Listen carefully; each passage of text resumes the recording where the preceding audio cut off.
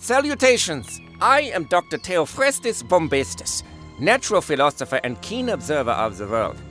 Today we must discuss a rather dark subject that most would rather not dwell upon. Nonetheless, it affects the entirety of this land and all its denizens. I'm speaking, of course, of the great scourge of this land, the corruption. No one knows the origin of the corruption or when it first appeared. Some believe it's been here all along, biding its time to surface.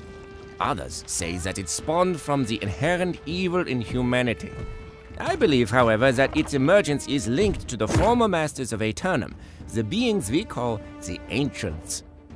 You may speak to my colleague William Heron to learn more about this mysterious race. Today, however, we will discuss the terrible force they seemingly unleashed. It is believed that the corruption came about as a result of the Ancients' experiments with Azoth. Given the miraculous and unpredictable power of this substance, I find this rather plausible. But was it knowingly or unwittingly?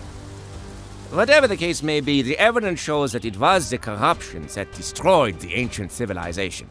And I dare say, if we're not careful, the same fate could await us. So, what is the corruption? Some say it's Azoth, twisted into a malevolent form. Others believe it is a parasite that ravenously feeds on Azoth. I suspect that it may not be of this earth.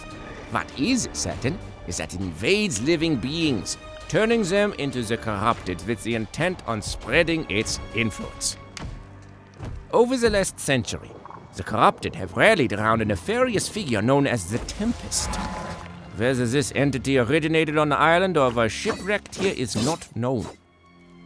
And this brings me to an interesting point. Why does corruption trap us here?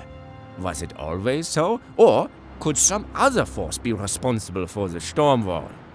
This would explain much. Any living creature can fall victim to this malevolent influence, but it appears that the dark side of a human psyche makes us especially vulnerable. Rage, pride, greed, these are the things the corruption may be drawn to. Commonly, the corrupted will take the forms of humans, although twisted into sinister forms.